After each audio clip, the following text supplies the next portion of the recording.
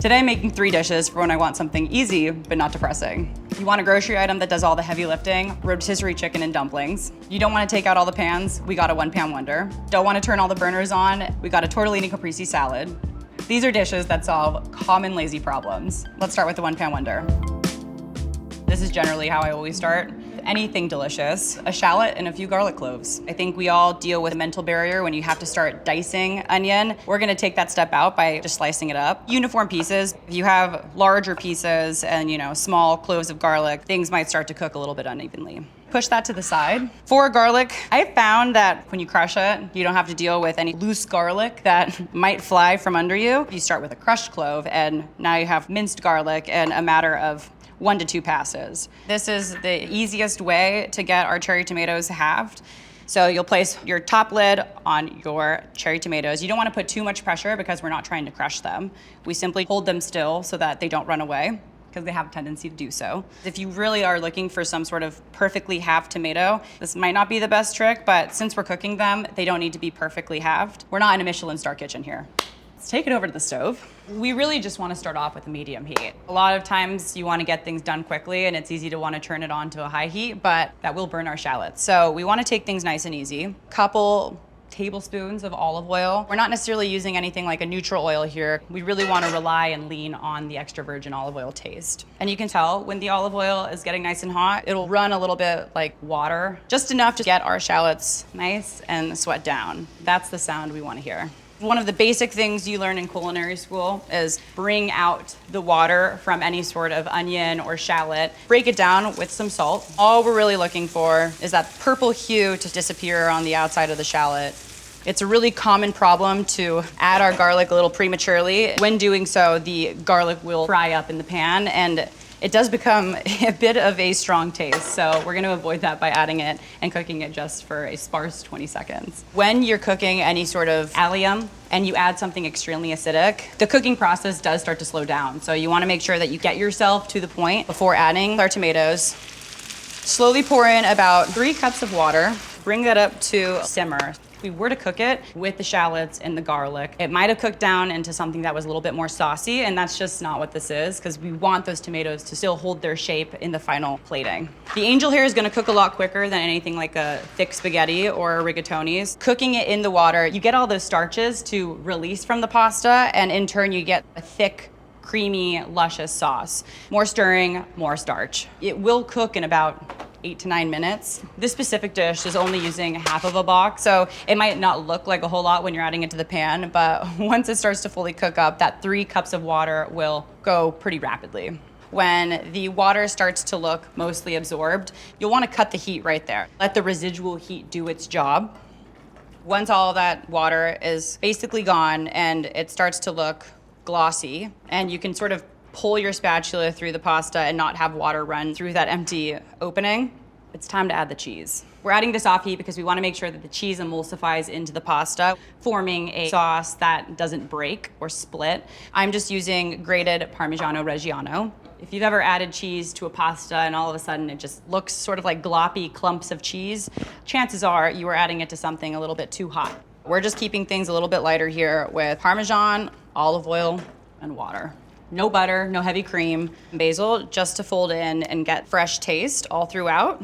Just stir that in, melt into the pasta. I'm gonna actually taste. It's actually perfect. Wow. By the way, if you wanna customize this and make it your own, when frying up the shallots and the garlic, you could totally add a little bit of crushed red chili flakes and you get sort of like a spicy Pomodoro, and if you're into that. You don't need to act like it was a one-pot meal by eating it out of the pan. Make them feel elevated, really, with presentation. Create little mountains with twirls of pasta. Save the cherry tomatoes for last, just so you can sort of highlight them. I like to go in with a little bit of fresh ricotta. It's this unsuspecting garnish. Can really bring that additional creaminess that you might be looking for. More of that grated Parmesan. And of course, some fresh basil. Fan those out just to make things look nice and elevated. We can also really take it over the top by adding some drizzles of olive oil. And that is the finished dish. All right, time to taste.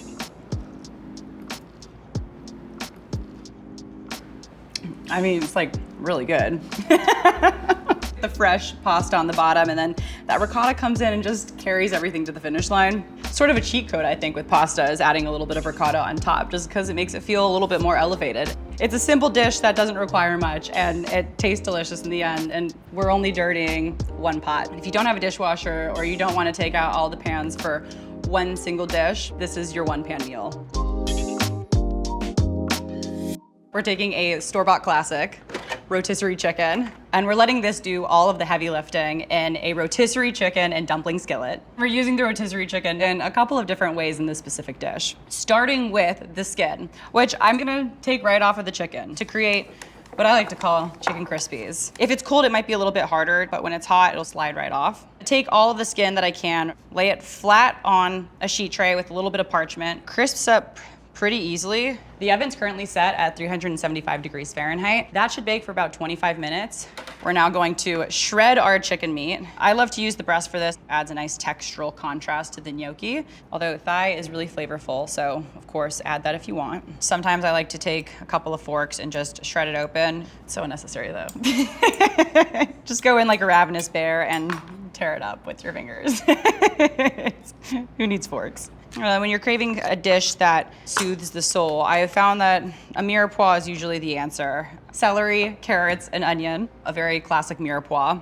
This is dinner on a whim. And dinner on a whim does not require fancy knife cuts. A simple dice for all of these vegetables. You want everything to be a similar size just because you want to make sure that it's all cooking at a similar rate. Just lay them on the cutting board, and that's my vague measurement, if you will. Because a mirepoix is a classic, 2 parts onion, 1 part celery, 1 part carrot, it's an easy way to visualize that. There are 2 ways to go about cutting an onion. The way that I was instructed in cooking school, follow the line of the onion. So every onion, when you cut it in half, you'll see these natural lines. With this method, if you do it correctly, should in theory dice pretty cleanly so that you get nicely diced onion. The other method, which is what most people will show you, placing your palm on top, slice towards you, and then make your knife cuts down, and then right across. I found that this usually yields less nice. It's not as nice this way, which is why I don't do it this way. A few celery stalks will usually get you there, 1 large carrot and 1 smaller yellow onion. Our chicken skin is ready to pulse up. While this cools down, we're gonna start sweating our aromatics. Start with my onion until it gets pretty soft before going in with the remaining 2/3 of the mirepoix. We're seasoning in layers. Celery and our carrots, a little bit of salt. And as that cooks, we're taking that crispy chicken skin, placing it in the blender.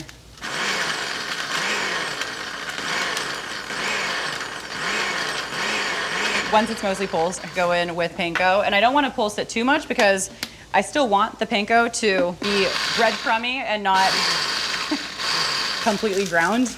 We're basically just pulsing the chicken skins with the panko until that chicken skin is about the same size as the breadcrumbs. Taking some better than bouillon paste, placing it in, we're mixing it with oil to create what I like to call chicken crispies. This right here is gonna take what feels like a really easy dish and bring it to life. Now that that's done, we're gonna go back over here, push the vegetables to the side, create a little bit of an opening. We're gonna add a little bit of butter to the skillet. I'll let that melt down. To the butter, I'm gonna add about a tablespoon of flour, and once it is cooked, chicken stock. And this right here will thicken up once you mix it all together. All of that roux gets mixed into the stock because we don't want lumps.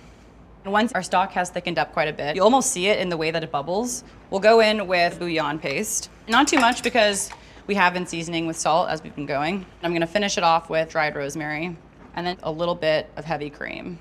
Store-bought gnocchi, I think, gets a bad rap, especially when compared to like a homemade gnocchi. I think it tastes delicious. Cooking it in the sauce is going to sort of prevent it from getting like waterlogged and then cooked more. When cooked in something like this and used as sort of like a dumpling, it's sort of like a fun little surprise. And they're pillowy and delicious. Starches that come off of the gnocchi will help thicken the sauce even more. The finish line in getting that sauce where we want it, which is like luscious, thick, and creamy. I'm gonna add our chicken right into the pot. I'm gonna cut the heat because this doesn't need to cook any longer. Reminiscent of a chicken pot pie filling. Cover that with our chicken crispies. This is gonna go into the oven at 400 degrees Fahrenheit for about 10 minutes, just until the breadcrumbs are nice and crispy. It should be bubbling around the edges. That's what we're looking for. We also wanna make sure that those chicken crispies are golden brown. And this is gonna come over here so we can get to serving. Brighten things up with a little bit of chopped parsley, just as a nice garnish. Freshly chopped herbs can really take a dish to the next level. We're also going to add freshly ground black pepper. I mean, it does not get much better than that. We get a bite of everything, a little bit of chicken, a little bit of gnocchi, these pillowy clouds of potato gnocchi with that rotisserie chicken that does all of the heavy lifting, both inside of the skillet and on top, acting as a chicken crispy. I mean, it's just one of those dishes that tastes extremely nostalgic. Classic chicken pot pie that maybe you're used to, with a cross between chicken and dumplings, and just comforting in a bowl. It's comfort in a bowl. Boom. It's a Caprese tortellini salad. The star of the show here is tomatoes, making that into a cooked vinaigrette with a little bit of red wine vinegar. That sort of brings that tomato flavor to life. Really simple. Again, easy, not depressing. All right, let's go.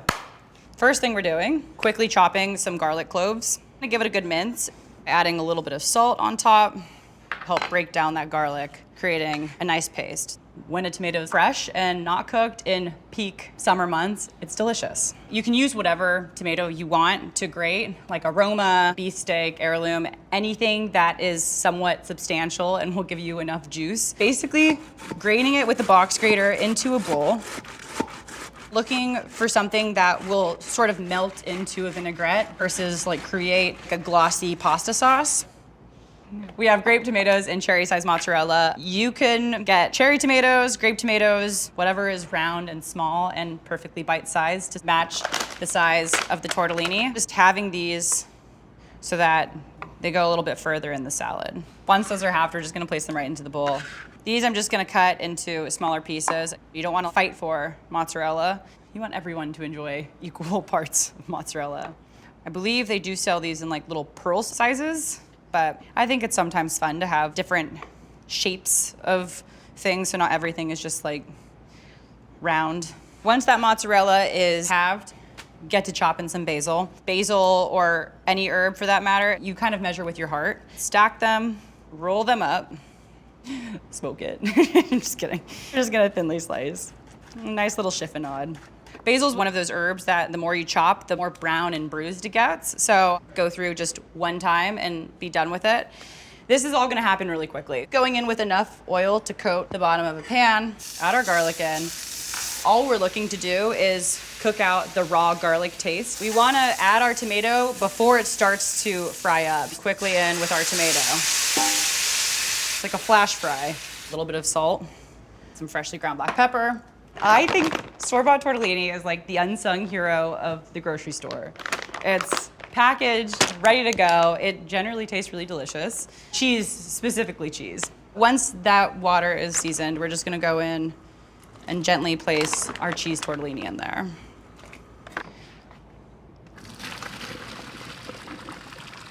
Run this under cold water. We don't need those starches from that pasta. We don't want it to be hot. Don't want it to be cold, just warm enough to where when we add the mozzarella isn't going to melt. Time to assemble our tomato vinaigrette.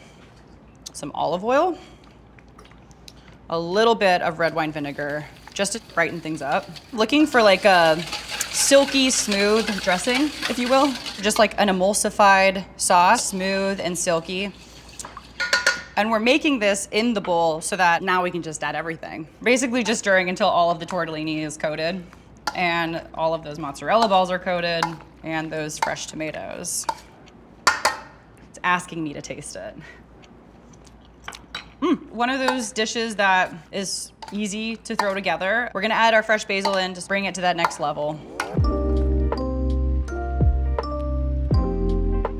I'm gonna go for the bottom of the bowl because that's where all the flavor is at. Yeah, I mean, it's delicious. And as time goes on and all those juices at the bottom soak into the tortellini, it's only gonna get better. We got a 1-pan pasta, an easy rotisserie chicken dish, and a minimal heat tortellini caprese salad. All simple, easy, delicious dinners that you can make at home. Go try them.